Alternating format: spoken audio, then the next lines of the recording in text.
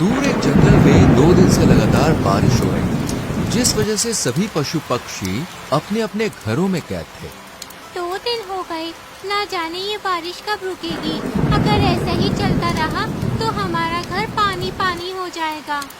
यही चिंता तो मुझे भी सता रही है मीठी। काश हमारा घर भी जंगल के पक्षियों की तरह ऊंचाई वाले पेड़ों पर होता तो आज हम सुरक्षित होते। मगर ये मुमकिन नहीं है मोंटू, हमें कुछ तो करना होगा।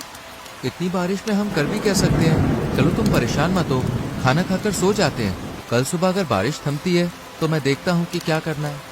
मोंटू और मीठी दोनों खाना खाकर सो जाते हैं और आधी रात को मोंटू मोंटू आंखें खोलो। मोंटू देखो, हमारे घर में पानी घुस आया है। अरे नहीं, जिसका डर था वही हुआ। अब इससे पहले कि हम इसी पानी में डूबकर मर जाएं, चलो जल्दी से बाहर निकलो। मोंटू और मीठी दोनों अपने घर से पोटली में जरूरी सामान लेकर बाहर निकल आते हैं। अब हम क्या करेंगे मोंटू, कहाँ जाएंगे? हम तो इस जंगल में कुछ दिन पहले ही आए हैं, कोई हमें जानता भी नहीं, तो किससे मदद मांगे? पर मीठी, हमारे साथियों की बस्ती यहाँ से दूर है और बारिश में हम वहाँ नहीं जा सकते, इसलिए हमें यहीं किसी से मदद मांगनी होगी। आओ। मोंटू पक्षियों से मदद मांगने का फैसला करता है। पीलू, ओ पीलू, कोई है क्या घर में? अरे बाहर आओ, मुझे मदद चाहिए। कौन है जो इतनी रात को गला फाड़ रहा है? बाहर जाकर देखता हूँ। अरे तुम तो मोंटू हो ना? पिछले हफ्ते ही हमारे जंगल में आए हो। बताओ क्या हुआ? इतनी बारिश में इतनी अच्छी नींद आ रही थी यार, क्यों बिगाड़ी? वो हमारे घर में पानी भर गया है। बारिश में कोई दूसरा घर भी नहीं बना सकता। क्या आप हमें अपने घर में रख सकते हैं? देखो मोंटू, मेरे घर ना कुछ रिश्तेदार आए हुए हैं। मैं खुद एक कोने में सो रहा हूँ। ऐसे में तुम्हें कहाँ अंदर लूँ? तुम किसी और से पूछ लो। मोंटू के कुछ बोलने से पहले ही पीलू दरवाजा बंद कर देता है। मुझे नहीं लगता कोई हमारी मदद करेगा, और क्यों ही करेगा, हम अनजान हैं और पक्षी भी तो नहीं है। नहीं मीठी, तुम निराश मत हो, मैं मोनी से बात करता हूँ। उनसे बात हुई है मेरी 1-2 बार। मोंटू मोनी चिड़िया के घर के बाहर खड़ा होकर जोर से चिल्लाता है। मोनी, ओ मोनी! अरे मोंटू, क्या हुआ इतनी रात को? वो भी इतनी बारिश में बाहर क्यों घूम रहे हो? नहीं मोनी, मैं घूम नहीं रहा हूँ। बारिश में मेरा घर पानी से भर गया है, मुझे मदद चाहिए। क्या तुम हमें अपने घर में आने दे सकती हो? मेरे घर में आने तो देती, लेकिन मेरा घर बहुत छोटा है, माफ करना। ऐसे ही एक एक करके सभी पक्षी और पशु मोंटी और मीठी को मना कर देते हैं। अब हम क्या करेंगे मोंटू? यहाँ तो कोई हमारी मदद करने को तैयार ही नहीं है। समझ नहीं आ रहा मीठी। मोंटू, एक आखिरी बार हम मीनू मौसी के घर जाकर देखते हैं, शायद कुछ हो जाए। मीठी की बात मानकर वो दोनों मीनू मौसी के घर आते हैं। मीनू मौसी, ओ मीनू मौसी। क्या है, क्यों चिल्ला रही हो? मीठी मीनू मौसी को पूरी बात बताती है। अरे वाह, मुझे तो वैसे भी इस बारिश के मौसम में नौकर की जरूरत थी। यहाँ तो 2-2 नौकर आ गए। अब मैं अपना सारा काम इन्हीं से करवाऊंगी, मजा आएगा। ठीक है, तुम दोनों घर में आ सकते हो, लेकिन मेरी एक शर्त है। कैसी शर्त मीनू मौसी? यही कि मैं जो काम बताऊंगी वो सब तुम्हें करना होगा। घर का झाड़ू पोछा, मेरे लिए खाना बनाना लाना, सब कुछ। मोंटू मीठी के कान में कहता है। मीठी, ये मीनू मौसी तो हमें अपना नौकर बनाना चाहती है, चलो यहाँ से चलते हैं। हम कहाँ जाएंगे? इससे अच्छा है मीनू मौसी की बात मान लेते हैं। वैसे भी जरूरत पड़ने पर गधे को भी बाप बनाना पड़ता है। जब तक बारिश नहीं थमती हम यहाँ रहेंगे और फिर चले जाएंगे। अच्छा ठीक है, तो फिर मीनू मौसी, हमें आपकी शर्त मंजूर है, लेकिन बदले में मेरी भी एक शर्त है। क्या? यही कि जब तक हम चाहें यहाँ पर रह सकते हैं, आप हमें बाहर नहीं निकालेंगी। बस इतनी सी बात? ठीक है, आ जाओ, तुम दोनों अंदर आ जाओ। मीनू मौसी मोंटी और मीठी को अंदर ले लेती है और फिर सभी सो जाते हैं। अगली सुबह। मीठी, ओ मीठी, कितना सोती है?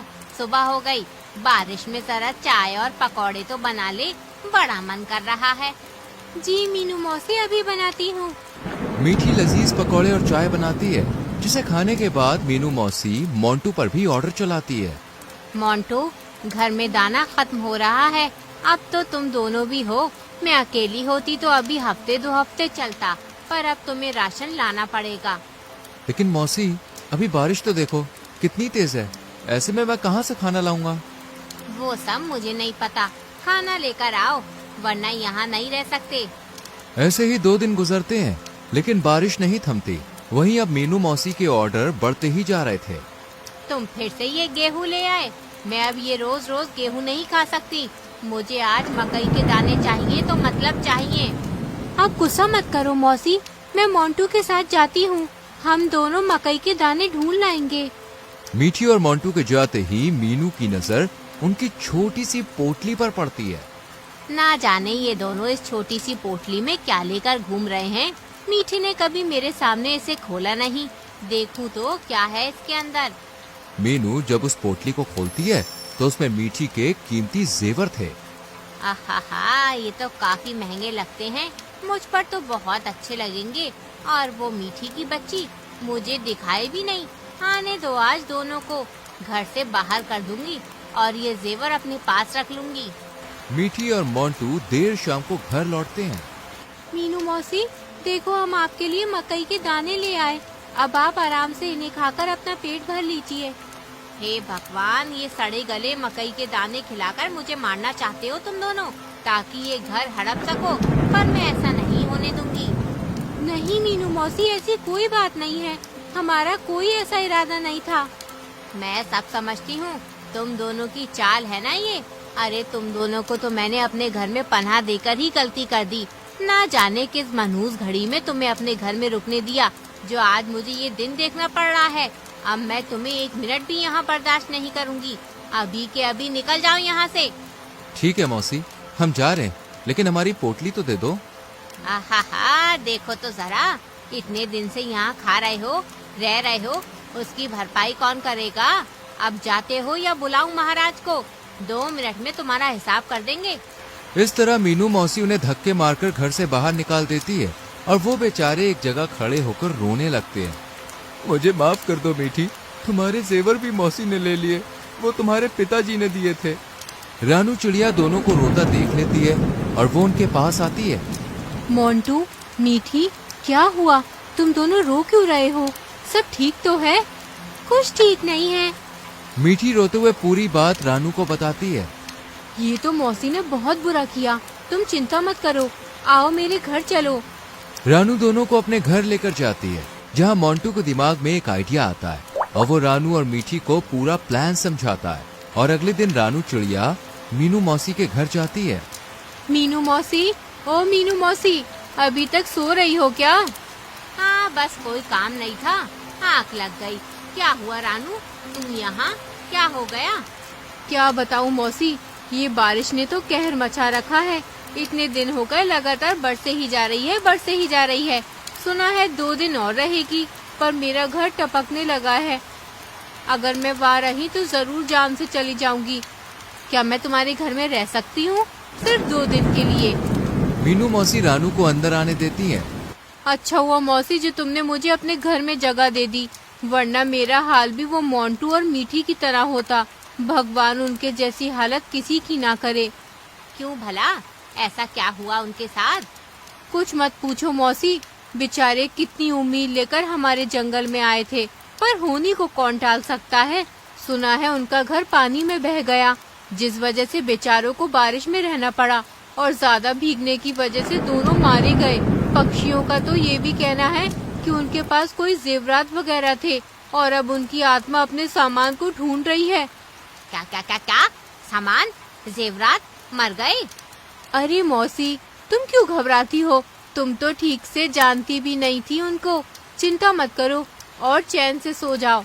मुझे भी नींद आ रही है तो मैं भी सो जाती हूँ। रानू तो सो जाती है, लेकिन मीनू मौसी की डर के मारे हालत खराब हो रही थी। अगर सच में उन दोनों का भूत यहाँ आ गया तो? नहीं, मैं भी क्या सोच रही हूँ, डर के मारे गला सूख रहा है, पानी पीकर सोने की कोशिश करती हूँ। मीनू जैसे ही पानी पीने के लिए उठती है, सामने मीठी और मोंटू का डरावना चेहरा देखकर डर जाती है। मोंटू, मीठी, तुम दोनों मुझे माफ कर दो। मुझसे बहुत बड़ी गलती हो गई। माफ कर दो, आगे से कभी किसी के साथ ऐसा नहीं करूँगी। तुमने मुझे बहुत सताया है मौसी, अब मेरी बारी है। बहुत सेवा करवाने का शौक है ना तुम्हें? अब करवाओ सेवा। अब तो हम भूत भी बन गए हैं, अच्छे से सेवा करेंगे तुम्हारी। नहीं, मुझे कोई सेवा नहीं करवानी। ये रहे तुम्हारे जेवर, मैं जा रही हूँ, बचाओ। मीनू चिल्लाते हुए अपना ही घर छोड़कर भाग जाती है और पीछे से तीनों हंसने लगते हैं। तो दोस्तों, इस तरह चतुर मोंटू मीनू मौसी को उसके किए का सबक सिखाता है और फिर उसी के घर में रहने लगता है। ऐसी ही कहानियां देखते रहने के लिए चैनल को सब्सक्राइब करके बेल आइकॉन प्रेस कीजिएगा। मिलेंगे अगली वीडियो में।